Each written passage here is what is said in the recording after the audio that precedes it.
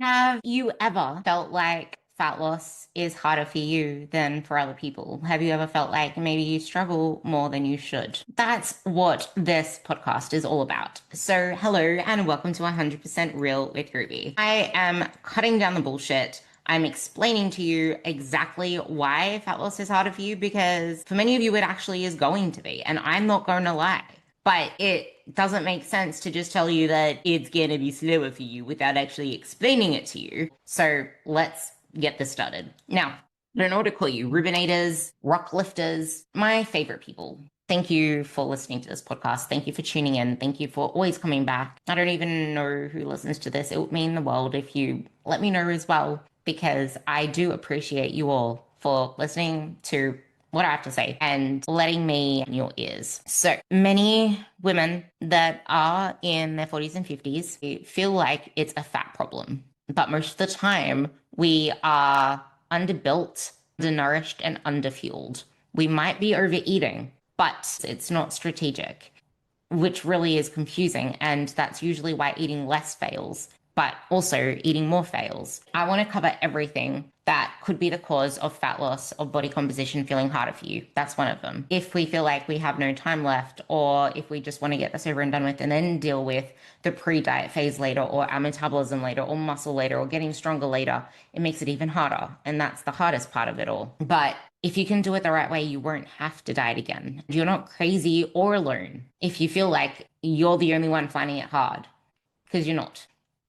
It's not that you're mentally weak. It's just that people make shit look easy. So when things are hard or different or not what you're used to, you tell yourself that something's wrong with you. You feel that you're not good enough or that you're going to fail. If you think that you can just easily master these 5 things because it's only 5 things, and then you have a bad day and then you can't master just these basic damn 5 things, what's the point? Mastering even one thing is a really damn hard thing as an adult because you're not just mastering that one habit. You're trying to juggle all the old ones that have been there. You're trying to juggle a whole history, depending how old you are, how many years you had to juggle this bullshit. Going through all of this, it's the system, the online marketing system, the dopamine system, the human system that's failing you. We're failing ourselves inadvertently because we end up going for things that aren't right for us. So then the market for them increases and increases, and then we just end up feeding the cycle that's keeping us stuck. And it's kind of funny when you think of it that way. And that's kind of where your power comes when you decide to be a rebel.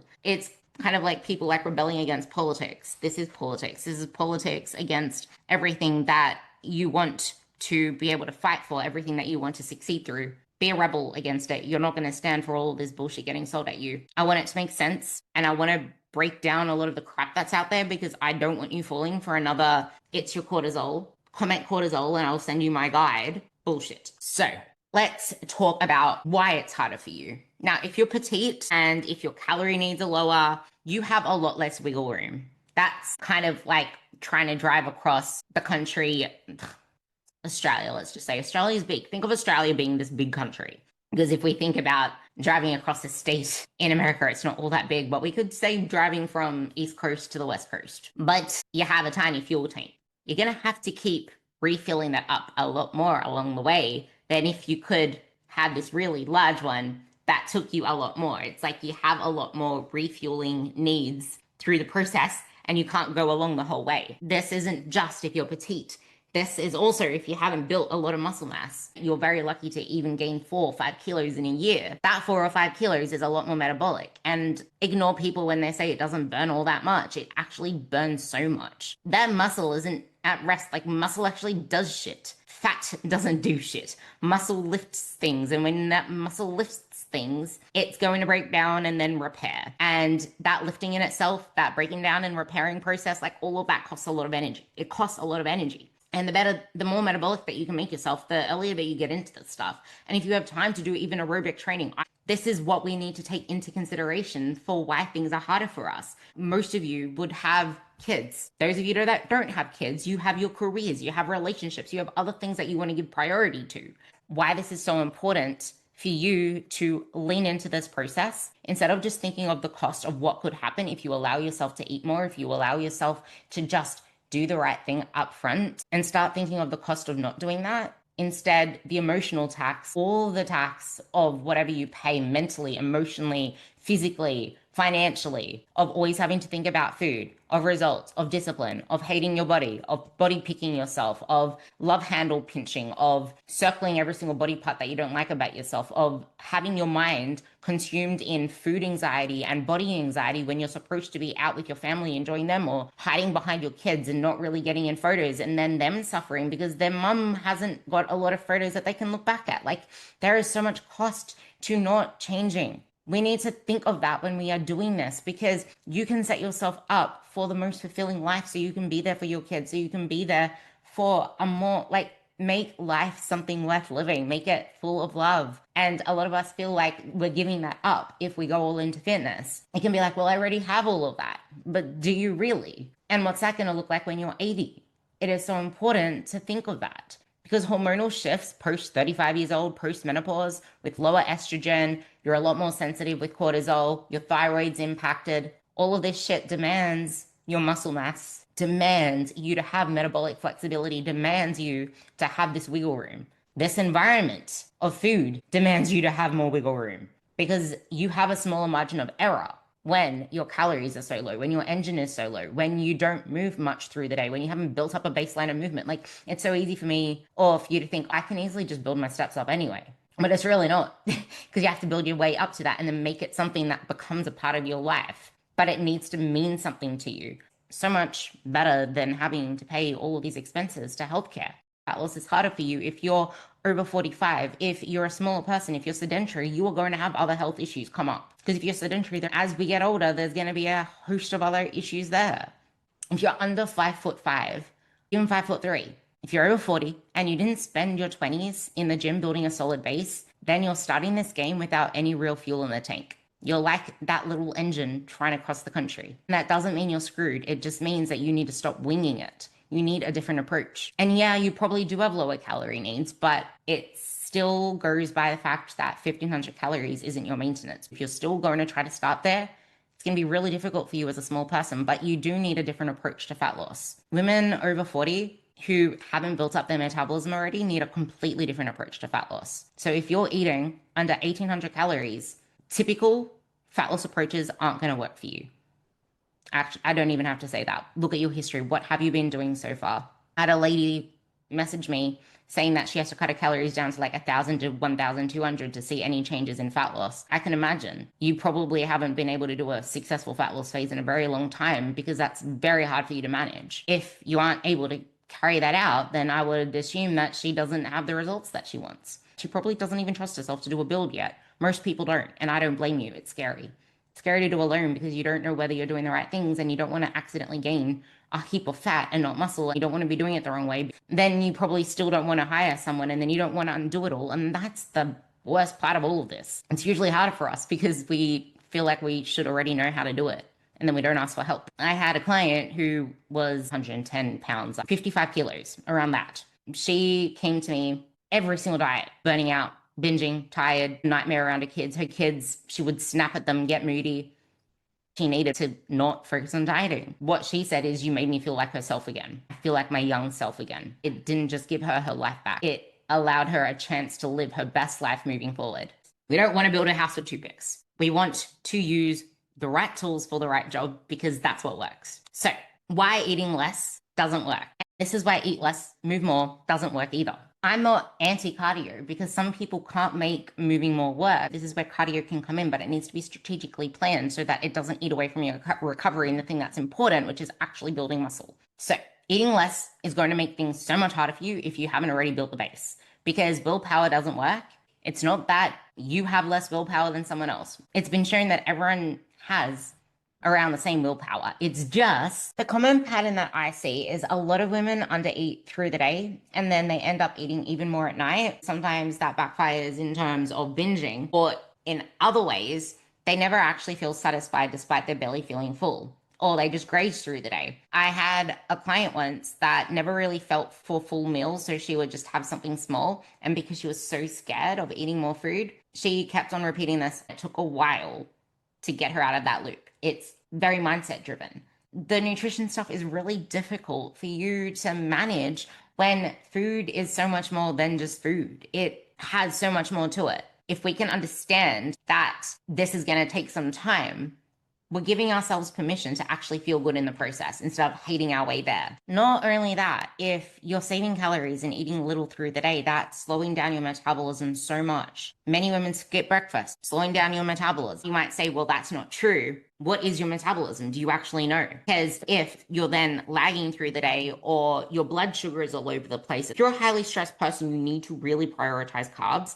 because that's going to keep your blood sugar a lot more stable if you're choosing the right types of carbs. A lot of people end up getting cravings because they don't understand this. Then they keep themselves trapped in a cycle of trying to be good with food to only then blow it on the other end. Once again, this all comes down to self-trust. And if you're then not able to give the best in your sessions, then you're going to just get a worse body composition and slow your metabolism down more because now your muscle is going to pay the price. We need to really think about how everything is connected, because only then can you get the best results. And just remember that you can't fight biology with discipline or willpower. You need to set yourself up so that you don't have to use willpower. Like I was saying about willpower, everyone has the same sort of willpower. It's just that some people aren't always put to the test of needing to use it. If you don't drain your willpower battery so much through the day, you have a lot more left to exercise the best choices for the things that actually matter, for the things that aren't yet ingrained habits. Going back to the smaller food, if we think about trying to eat less,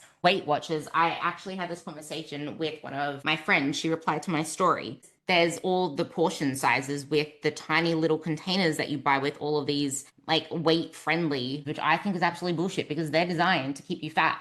Weight Watchers and all those particular freezer ready meals, they're designed to keep you over fat and under muscled. They will lead to rebound more than anything. They will lead to you gaining more fat than losing. Tiny meals not only keep you hungry, but the way that these meals are structured, they're highly palatable. They're not even good meals. They're usually really high in all the tasty things that either make you want more food. They never actually give your taste buds a chance to get used to what real food tastes like. Real food that isn't lathered in salt and fats and saturated fats. I would say carbs too, but most of it is usually salts and fats and all the additives, and most of them are too low on protein. Don't blame willpower or discipline. Kind of the same with the deficit. Blame your setup. Something that we can do, because we can't exercise discipline and willpower all the time. We can set ourselves up to have a better metabolic standpoint, and that is through being a lot more active through the day.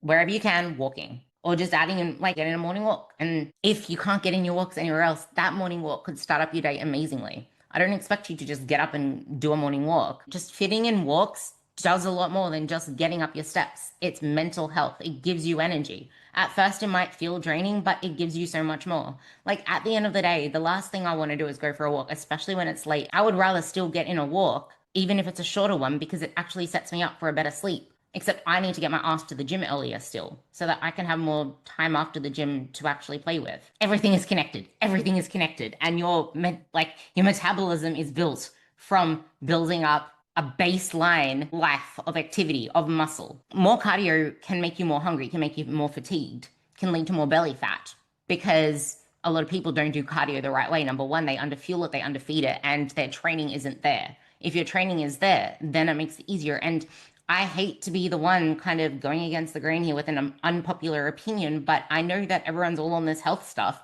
But it's like, yes, we can do that. But lifting weights does the same benefits with the heart health and all that shit too. It's just, yes, cardio is a different stimulus, but you need to put priorities where priorities belong. And muscle and strength training and all that stuff deserve full focus up front. If you've never done that before, like the people that are succeeding in both, they didn't start there because cardio has only become a thing now. Many of them have done the lifting before. They made that the priority. They built a shit ton of muscle to start with. And then they started getting into the cardio once it became this thing, me included. And that's why I backed off on my half marathon thing. It's like, I want to get strong and I want to build muscle. And if I want to do a half marathon, I actually have a time that I want to beat. And that's going to come with a lot of training and a lot of recovery resources. I could probably do both, but I don't have the recovery resources right now. So you need to meet yourself with where you're at. Super, super important. So get more walking in, and you actually burn more calories per minute of walking than you do per minute of lifting. And then over the course of that, you still burn more because when you're lifting, there's lift intensity and then rest. You burn a lot more with cardio and with walking, yes, but it's the muscle that biases fat loss. Just because you're burning more calories doesn't mean you're burning fat and doesn't mean you're losing fat. Key distinction. Next part ties into that. Muscle is your metabolic gold. We need to protect it. We need to build it. Most people don't have a weight loss problem. They have a muscle deficit, an under-muscled problem. Muscle deficit. It's not a calorie deficit you need. You need to get out of a muscle deficit first. Because no amount of cardio or chicken salads or protein or even just plainly lifting weights is going to make up for what you haven't built. You need to train with intention, progressive overload with making it your prime focus to get as strong as possible and build as much muscle as possible.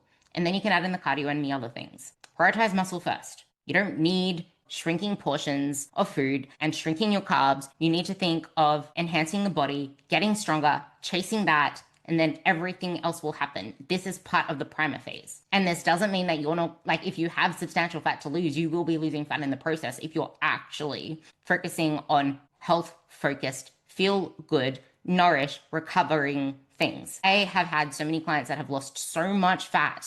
I don't want to say weight because I don't use the scales. I usually get measurements after like whatever many months when I see their photos and I'm like, holy shit, you lost a lot. Let's get measurements and see what you lost. And it's ridiculous because we've never even focused on fat loss. Sometimes I would say to them, do you actually want to do a fat loss phase now?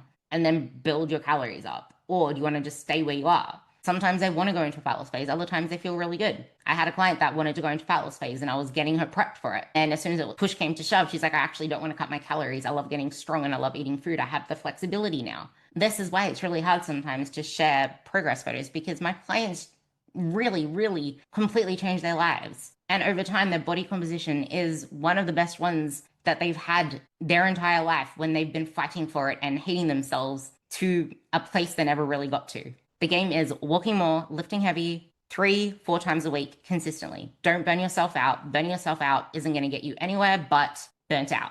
Okay, next section. But yeah, that's part of the primer phase. I've already spoken about the primer phase many times. That all ties together. If you go through all of my solo podcasts, which they're every second one, you will hear a series of what progress looks like. That kind of all ties together.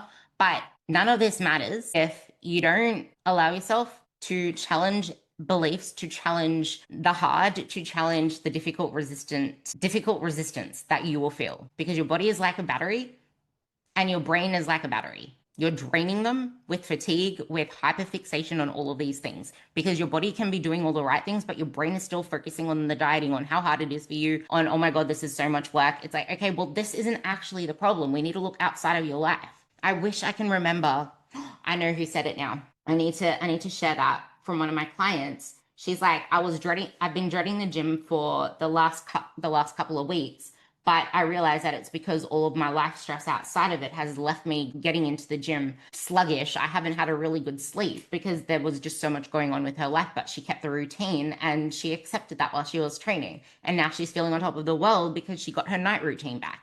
Your night routine is everything, and it might feel like you're relaxing and you're charging yourself by watching TV, but most of the time you're not. You're just tiring yourself out more. It's just numbing. And I'm not saying don't do that, because I am human like you. Things get sacrificed for that, and I'm making trade-offs, but that's okay. Sometimes it is really relaxing. It's just pick your poison. And if it's impacting you in a way that you're not happy with, you need to change it. And you get a lot more leeway once you've built up a good enough system. Just keep that in mind. Like, I get a lot of leeway with my food, luckily. I get a lot of leeway with it. And I'm so grateful that I put in the work to start with to have this leeway. Because otherwise my body would not still maintain itself where it is now. Tying this up with the mindset of maintenance and the maintenance of mindset. Maintenance and mindset, I think, come hand in hand, because mindset is everything. And maintenance, we feel, is this place that is like this pause where nothing happens. And I do remember referring to this as a momentum phase in the past. It's just maintenance calories. That's why I don't talk in phases. And I feel like we do a massive disservice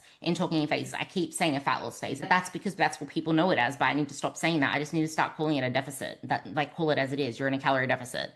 Because then people start asking, what phase am I in? Well, nothing. You're in this thing called life, and you're either going to get into a deficit or you're building, you're improving, you're living your life. You're getting better at exercises. You're doing the things that are going to build a body because that's what the end goal is. There's no real phases in all of this. I really need to put something up on that. If you have any idea on how and what you would want to know about that particular concept, please shoot me a message on Instagram, because I feel like I'm doing a massive disservice to you. And so many other people do it way too often that if I can say it in a way that makes sense and has you view things differently, which I'm hoping I did here, then I'm at least hoping that I made a positive impact on your whole journey. And you don't feel like you need to live to this timeline of phases and you need to be in this phase or this phase or this phase. It's just a process. And then you'll be like, well, what if I want to go into a surplus phase or a building muscle phase? It's just that you can't build muscle when you're in a deficit, but you're still trying to build muscle. You're always trying to build muscle. You're always trying to build strength. That comes to training. It's just that, where is your food? Is your food going to allow for that or not?